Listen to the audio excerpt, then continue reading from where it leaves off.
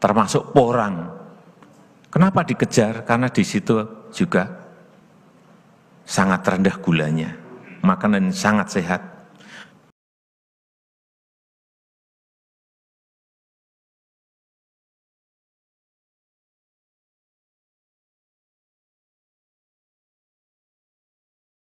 Assalamualaikum warahmatullahi wabarakatuh. Kembali lagi di channel kita, channel kebanggaan bersama-sama, di channelnya Teguh HNS. Halo subscriber, bagaimana kabarnya? Semoga kita selalu dalam keadaan sehat walafiat dan semoga kita dalam limpahan rezeki yang banyak. Barusan kita telah melihat video Bapak Presiden yang mengungkapkan bahwa kedepannya kita akan mengutamakan pangan lokal, yang utamanya adalah porang, dan yang kedua adalah surat yang dikeluarkan oleh Kementerian Pertanian kaitannya dengan karantina porang. Tapi kalau kita boleh menanggapi, sampai sejauh ini kita juga belum merasakan di tingkatan petani, artinya petani juga masih merasakan harga porang juga serendah-rendahnya. Nah, dari dua pernyataan itu mungkin apa yang bisa kita ambil pelajaran atau apa yang bisa kita sikapi untuk para petani porang khususnya, karena saya sendiri juga mengalami hal seperti itu, yang dulu pernah kita impikan bersama ketika panen porang kita akan sejahtera, tetapi pada nyatanya saat ini kita malah terpuruk dan harga bahan pokok juga naik. Beberapa kali diskusi dengan para akademisi yang konsen di dunia keilmuannya kaitannya dengan bagaimana pemberdayaan masyarakat. Ada beberapa catatan yang mungkin bisa saya sampaikan di sini. Satu, kita bisa bertahan atau petani porang itu bisa bertahan, bisa menaikkan harganya. Salah satu kuncinya adalah kita sama-sama saling mempertahankan apa itu hasil, utamanya adalah hasil porang itu, agar pabrik itu bisa membeli dengan harga yang tinggi. Jadi kita juga menawarkan, karena kita yang memiliki bahan bakunya adalah kita para petani. Petani bisa menawarkan kepada pabrik dengan harga tertinggi.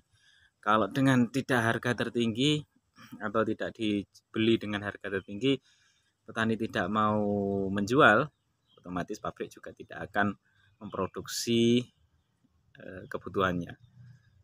Tetapi pernyataannya seperti ini mungkin agak sulit ya untuk kita terima atau untuk kita terapkan, apalagi seperti saya yang modal minim ya, harus memutar modal, cari modal ini untuk itu, terus berharap dengan adanya panen porang bisa menutupi kebutuhan sehari-hari.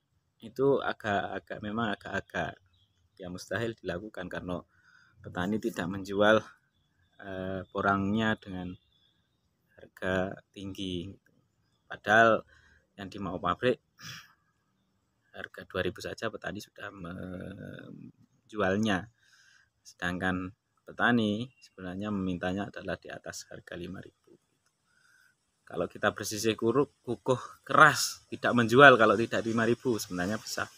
Tetapi ya kembali lagi kepada para petani, modalnya harus benar-benar modal yang besar gitu. Dan ini memang berat sekali nampaknya kalau kita mau menjual, dan pabrik harus bergantung pada para petani. Yang kedua mungkin yang bisa kita lakukan adalah, karena pada musim ini atau pada bulan ini sebenarnya porang itu sudah panen ya, sudah musim panen. Kita bisa lakukan salah satunya adalah mengolah, atau bukan hanya mengolah sih sebenarnya, tetapi lebih kepada tidak menjual bahan mentah. Artinya bahan mentah itu kalau sudah panen langsung dijual saja tidak. Tetapi bagaimana kita itu bisa memproduksi bahan setengah jadi. Porang yang semulanya hanya dijual setelah panen, mungkin para petani bisa mengolahnya untuk menjadi chip kering, Karena untuk menjadi chip kering itu juga tidak memerlukan keahlian khusus, hanya perlu kita iris tipis-tipis dan kemudian kita jemur di bawah terik matahari. Nah, dengan mengolah chip kering ini harapannya adalah orangnya juga akan semakin, harganya juga semakin meningkat, dan hasil dari apa yang dijerihpayakan oleh petani juga akan lebih banyak lagi dibanding dengan sistem kita menjual orang yang hanya barang mentah saja. Ya, meskipun kalau kita bandingkan dulu mungkin chips pada tahun dulu 1 kilonya bisa 80 sampai 90 ribu, hari ini mungkin hanya 20-an, kisaran 20 ribu, tetapi dengan angka 20 ribu itu mungkin petani juga bisa menutup dari modal yang sudah digunakan pada tahun ini. Sehingga 1 kilogram chip kering itu adalah 20 ribu, katakan 20 ribu itu membutuhkan 3 kilogram umbi basah. Kalau umbi basah saat ini harganya mungkin kisaran 2.000 1 kilonya, maka 3 kilogram adalah 6.000. 6.000 itu dalam proses atau dalam bentuk basah. Kalau kita buat chip kering maka kita akan mendapatkan harga 20.000. Selisihnya adalah 3 kali lipatnya. Sehingga dengan harga 20.000 itu kalau kita seumpama panen 3 ton gitu ya, 3 ton dengan asumsi 2.000 basah, basah yaitu, maka yang akan kita peroleh adalah 6 juta. Kalau kita keringkan kurang lebih adalah menjadi 1 ton, itu sekitar 20 juta. 20 juta dikurangi biaya produksi dan lain-lainnya, maka kita masih untung sekitar 10 juta. Tetapi dengan sistem seperti itu kemungkinan kita juga tidak habis pengolahan ya, tidak memerlukan tenaga banyak, sehingga ya kembali lagi ini hanya sekedar persepsi dan hanya sekedar teori saja, hasil diskusi dengan para teman-teman akademisi. Ya tergantung dari kita mau mengandalkan harga yang ditentukan oleh pemerintah dan melalui pabrik, atau kita hanya berpangku tangan saja, atau kita sebagai petani mau mengolah hasil pertanian kita. Karena secara teori memang seperti itu. Karena siapa yang akan mengolah hasil pertaniannya, maka dia akan mendapatkan hasil yang lebih daripada mereka yang hanya menjual bahan baku atau bahan mentahnya saja. Oke, mungkin kita mau berpangku tangan atau mau mengkreatifkan atau mengekonomi kreatifkan hasil pertanian kita tergantung dari kita sendiri-sendiri. Ya, kita mau berpangku tangan terus atau mau kreatif, itu tergantung dari kita sendiri.